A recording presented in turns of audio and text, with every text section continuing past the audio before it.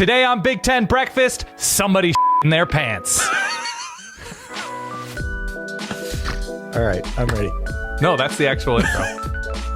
Welcome back to Big Ten Breakfast. It's the Big Ten preview show that's only partially preview show. The other part of it is a Yelp review. Today we are going virtually, of course, to a little place known as the Bake Lab out in Illinois. Champaign-Urbana. Yes. Somewhere in that vector, we are going to the Bake Lab. I'm very excited about this today, good sir. I'm thrilled to be virtually going to Bake Lab.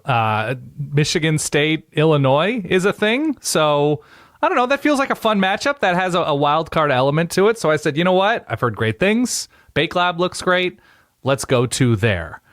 But here's the actual situation at hand, Ty. As we speak, do you know how many teams either have 4 or 5 losses total in the Big Ten? Of the 18 teams? Yes. 7?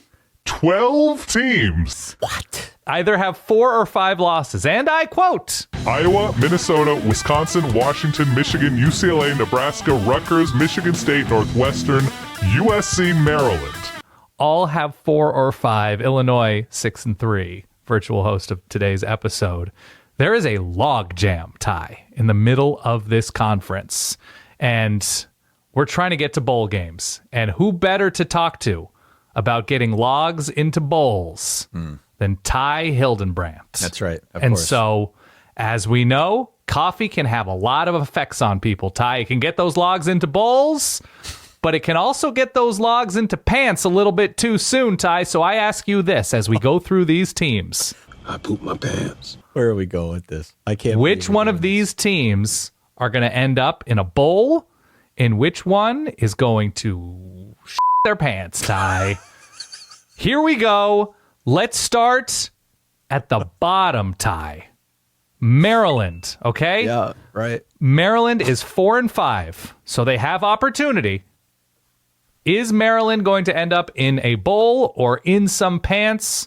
What say you as they end their season? Rutgers at home, Iowa at home, Penn State on the road. They need 2 of those 3. Pants or bowl? I think this is probably a pants situation. Oh, no. So Iowa and Penn State or all 3 losses? Okay. Yeah, I am not proud to say it. I don't think they're beating Penn State because, let's be real, they never beat Penn State. There's a case to be made that they could win the game against Iowa because Iowa is far from bulletproof, but the defense is still something that is quite formidable. I think they get one over on Rutgers this week. They're favored by about a touchdown or so. That one, to me, I'm pretty confident in saying, but just not enough consistency with this Maryland team in terms of getting the log to the bowl. Right. Feel like we need to have something to hang our hat on there. Something that, like, we know they've done it before. And November Maryland has not been kind over the last decade or so. So I guess pants, or guess we're going pants. I'm going pants as well. Just tough to see them getting in. Iowa has a bye this week, and you're right about the Penn State thing. USC, 4-5 at the moment, and USC ends their season. Nebraska, UCLA, Notre Dame. I think this is a bowl situation. Okay. A literal bowl situation here. I think USC knocks off Nebraska this week. It will, of course, be a one-score game because both of these teams love themselves some one-score games. I think they win this one. I still think they're better than UCLA, even though UCLA has definitely improved over the last couple weeks or so. They're not going to beat Notre Dame. I just don't see it. I mean, we need to see more of a proof of concept from their new quarterback, Jaden Mayava, before I think we're ready to take that next plunge into, hey, they're going to go out and they're going to beat Notre Dame. Even though Notre Dame has to come out west, I'm still not ready to go there yet. So I think USC finishes this season 7-5. They do go bowling. But it's kind of on a knife's edge, right? As it is with so many of these teams, which kind of makes this a really interesting discussion. Yeah, I'm going to say pants. I'm going to say pants because if you're saying it's on a knife's edge for USC, that's where they lose. That's where they lose those games, on an edge. If it's going to be close against Nebraska, UCLA is quote-unquote on the road, but they're not playing at the Coliseum. Notre Dame seems to be much more consistent, much more dangerous than USC. I'm going to say pants. Vibes are down in LA. Their recruiting class is falling apart. They had to make a quarterback change. I just don't see the way to turn around this this aircraft carrier midway through. So I'm saying pants, Ty. Pants. Okay. An invitation to the pants party. Northwestern. Pants. I think I agree with you. They have Ohio State. They have Illinois. It's too much right now for Northwestern in a situation where they can't score points. And they have Michigan sandwiched in there as well on the road. Going pants for Northwestern. Michigan State. Who do they close with? Illinois this week. Michigan State closes with Illinois, and then both Purdue and Rutgers at home. I'm going to say bowl. I think bowl. I feel good about the bowl situation there for Michigan State. I mean, one of the reasons why they have been interesting to chart over the last 6 weeks or so is because this is a team that seemingly plays pretty hard. Yes. And Jonathan Smith has done a really good job kind of getting the troops organized and at least making it feel as if they're on a better trajectory moving forward. Still too mistake prone with Aiden Childs, but you could at least see like the early trappings of what he's trying to build there. I'm not sure they get one on the road this week against Illinois. Illinois is a slight favorite in that one, but I think moving forward the next 2 weeks of the season, I feel pretty good about the Spartans. Rutgers, Panther Bowl. Rutgers finishes with Maryland on the road, Illinois at home, Michigan State on the road. I'm going Pants. This is a tough one for me because I was really high on Rutgers. I know. Coming into the season, but what we have seen happen, I think, over the course of the last 4 or 5 weeks or so is they have not been as effective in running the football, if only because Kyle Monangai was hurt last week. Yep. And didn't play. So, this is an offense that I think was already somewhat limited by the system they're running, by the personnel on hand. Unless Ethan Kaliak-Manis suddenly transforms into like this great passer, it's hard for me to see how they're scoring points. Also, the defense hasn't been quite as good as I expected. It started off on in a really good spot, but most recently it hasn't gotten there. So I think I'm going to go Pants here. Yeah, 2 of the 3 away from home, I think, does it for me. Nebraska, USC on the road, Wisconsin at home, Iowa on the road on that Friday to finish out the year. Nebraska Panther Bowl. This one's tough. It's a tough log to get into that bowl, Ty. You got to grit and bear it, Ty. What are you thinking? Pants. Well, you're really doing it, aren't you? You're just shit in the street. Ooh, that would be real tough. Okay. I think I got to go Pants here. Yeah, I mean, I cannot envision a scenario, or I should say remember a scenario. Right. Or in this case, envision a scenario. Yeah. Where there has been an offensive coordinator hired from the outside this late in the game. We've seen it before where they bring somebody in as an analyst in the early part of the season, and then by hook or by crook, they work their way into being the play caller. But it feels like Dana Holgerson was just hired like 4 hours ago. I was going to say, yeah. I mean, like not that long ago. And now suddenly he's going to end up being the offensive play caller. I don't know how much more he's going to be able to squeeze out of this offense. Lord knows if you're a Nebraska fan, this is something that you have wanted for a while to get more out of this offense as it feels like it's kind of stalled out. Still, the defense is pretty good, but I'm skeptical that suddenly this offense takes a step forward and that it's going to be enough against some, maybe not USC this week. I think they'll be able to score if they want to in that matchup, but the rest of the way they play some pretty good defenses. So they're going to need to find more offense that we have seen so far. It sort of seems like, the bottom of the websites where like doctors do this one secret trick it seems like everybody knows the one secret trick to slow down this Nebraska offense or like just fully shut it down. I don't know if it's just pressuring Dylan Raiola, pressuring the receivers, sending blitz. Like it just seems like, oh yeah, here's what you do. And everybody's in on the joke. I have pants for Nebraska as well. I'm with you. I just think it's too late. UCLA sitting at 4-5. Have won a bunch of games in a row, maybe even should have won more than that with control over Minnesota late that they end up losing that game late, though. I think they've won 3 in a row in this moment, Nebraska and Iowa, and who am I forgetting? Rutgers. UCLA, Panther Bowl. I'm still not sold on UCLA. UCLA finishes with Washington and USC. No, I think that's too much for me, Dan. I got to go pants on that one. I like the fact that they at least look serviceable. I like the fact that it seems to me, as opposed to what we thought in the beginning part of the year when UCLA was a hot mess, it seems to me like at least there is a better structure in place now. Maybe Deshaun Foster has figured some of this out, and they have figured out a way to get more out of that offense. I am not there yet. I think that's a tough road for them to get to 6 and get into that bowl. So Right. Chance. Sorry, they also have Fresno in there. Let's be clear. So there's that Fresno opportunity. That doesn't do it for you? Even that, I mean, Fresno is not a bad team. Fresno's not as good as they've been, but I'm not ready to go there yet. No. Oh, disagree. I have UCLA, in that bowl tie. You ready for the next team? Let's do it. Michigan at 5-5, finishing out with Northwestern and Ohio State. So they need to split, right? So what you're saying, yes, they need to split. They need to just squeeze into that bowl. That's right. I think they're getting into a bowl. They're squeezing in. Okay. I think so. I can't see it against Northwestern, for as fantastical a scenario as that might be for some watching and listening to this right now. Michigan is not losing a game to Northwestern. They're also not beating Ohio State, which I think we can assume is fact, literal fact at this point, given what we've seen from this offense. It would not surprise me if Northwestern is able to hang with them, because I really have no faith in the Michigan offense at this point. Right. But I got to go bowl here. Washington, 5-5, finishing out with Oregon and UCLA. I go bowl. I think they're better than UCLA. Okay. And part of why I was down on UCLA is because I like Washington a little bit more. Washington's not going to beat Oregon. I think Oregon will get some revenge on them. By before they go to Eugene, just like Oregon has, but yeah.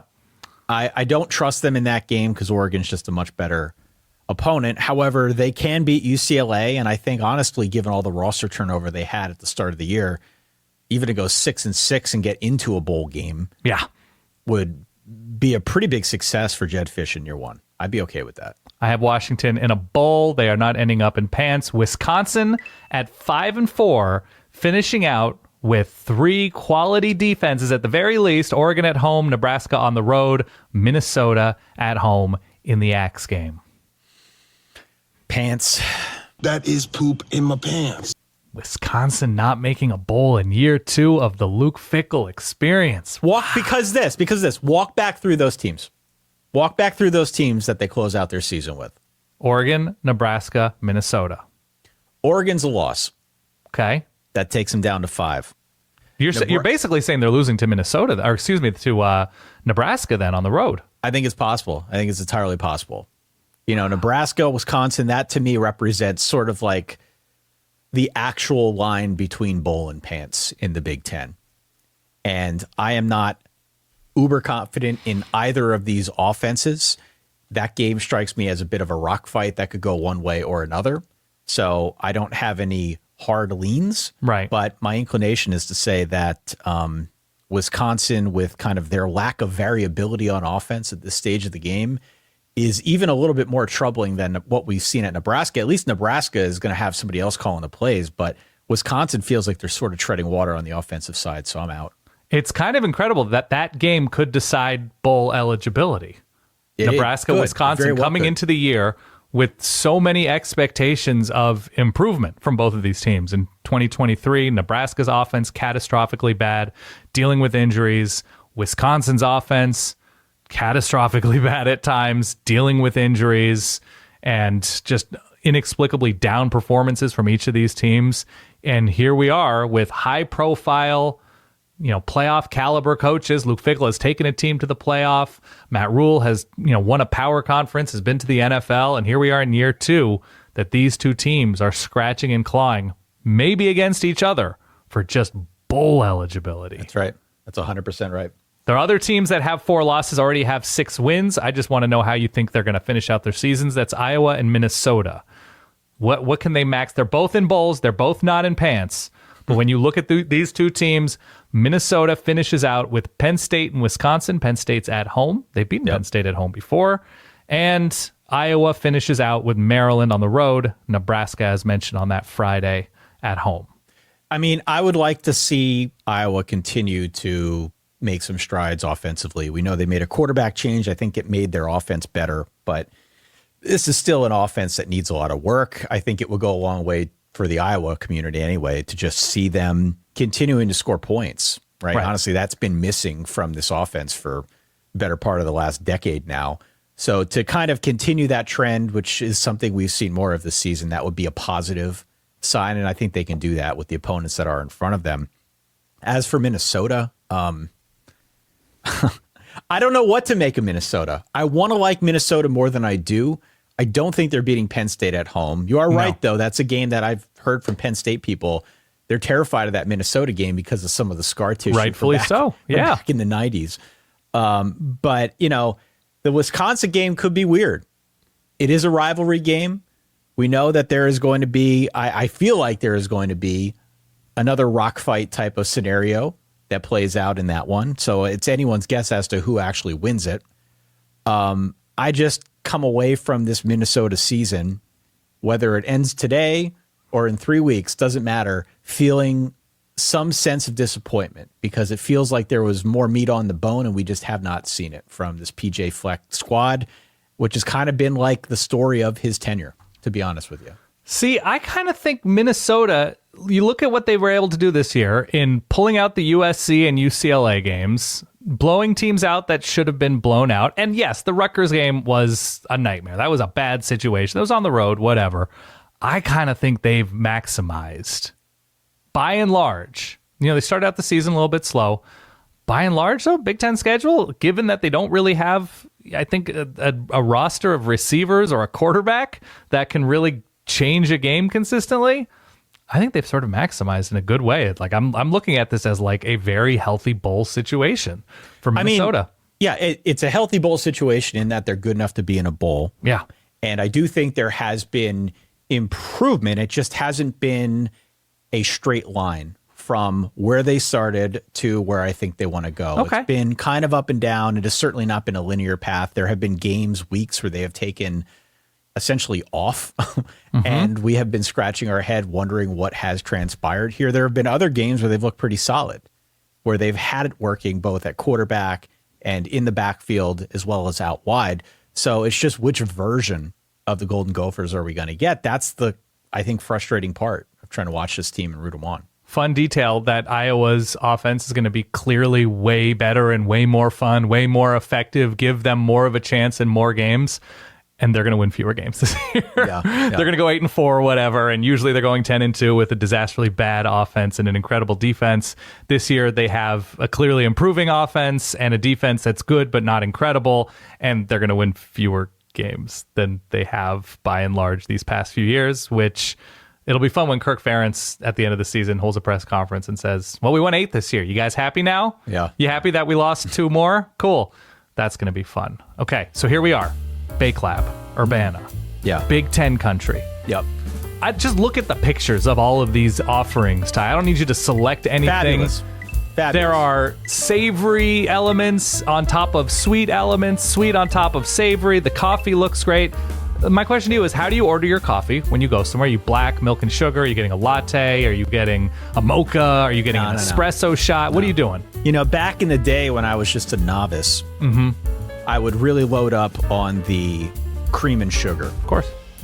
To the point where there was more of that in the cup than the coffee. And then over the course of time, I kind of got away from the cream, got away from the sugar, just put a little bit of milk in there to dilute it a little bit. Those were still in, I don't know, my 3rd decade of life, Dan. But now that I've gotten older, more mature, I just take it black.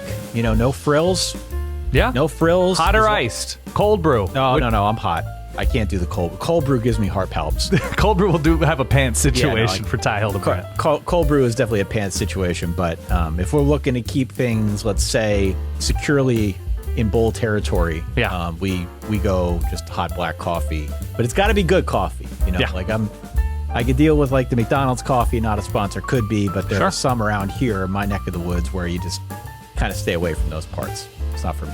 Ice black is my move. I'll go hot black. Ice black is my preference. I'll do cold brew if there's no standard ice black for some reason. What do you do if you get to a coffee spot and it is just coffee and pastries? There's no breakfast sandwiches. There's no scrambles or skillets or any bagels. It's pastries and coffee, and you're feeling like a pastry. And in your brain, you're like, whatever, screw it. Let's go wild. Yeah. Is it a croissant? Is it a cookie? Is it a muffin? Is it a donut? What, a Danish? What are you going for? Usually a good Danish. Yeah, Ooh. nice like cheese Danish. Oh, a savory Danish. Okay. Yeah, savory Danish goes well, I think, with the coffee. So if those are my only options, yeah, I'm more of a Danish guy than I would have expected. But Interesting. I find that that's my tendency when I'm in a spot like that. Not that many people know that about you. No. Ty Hildenbrand, Danish guy. Big time. Chocolate chip cookie. The more premium and ridiculous, the better, Ty. Give me that chunky sea salt on top. Give me the big melted chunks of chocolate in there. I've been with you at places where you just randomly order the cookie. I do. And it's that you don't even have any intention of eating it in the moment. You just kind of want to have it because Yes. you see it and you want to take it with. Love a chocolate chip cookie. Yeah. Give me something lemony. Okay. Give me something with some berries. I'm good with all those. But yeah, that chunky sea salt cookie, can't resist it, Ty. Iced black coffee in that cookie. Bake Lab looks incredible. Brew Lab, their more specialized coffee place, looks great. If you're there for Illinois, Michigan State, I don't know, go get caffeinated and watch your pants. This has been Big Ten Breakfast. That is Ty, and the preceding teams may or may not shit their pants. Thank you for watching. We'll see you next week. Can't believe we did this.